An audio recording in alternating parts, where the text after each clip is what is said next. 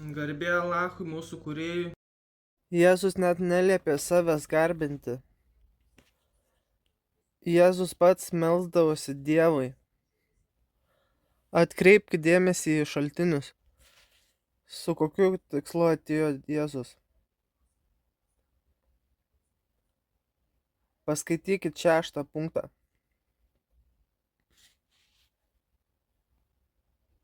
Jėzus neatėjo panaikinti įstatymo. Ką kalba Senasis testamentas apie kiaulieną?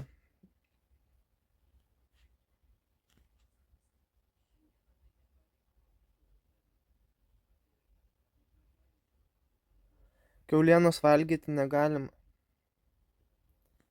O ką sako Naujas testamentas? Paskaitykit apaštalų darbai. Apaštalas Petras ką regėjime mato. Tai kuom jūs tikit, Jėzum Kristum ar Petru?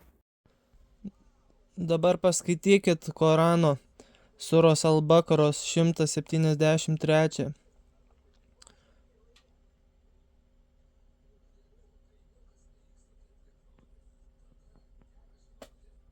O šiaip jeigu atsiverstum 20 surą iš Korano naujo vertimo, čia apačioj parašyta, kad kai kurie teigia, jog Jėzus tai ką jam yra Dievas, bet Jėzus tai ką jam patvirtino, kad teismo valandą žino tik jo viešpats.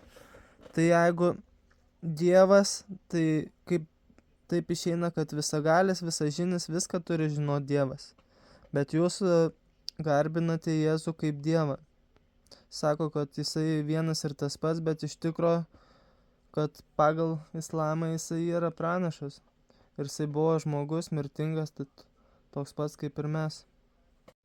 O jeigu dar atsiverstumėt 117 puslapį, čia 90, jeigu paskaitytumėt, tai kalba apie draudimą svaiginančių gėrimų.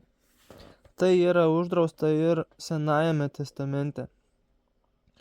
Tai žodžiu, jūs ne tik kad savo Biblijos nesilaikot, bet ir bandot įtikinti kitus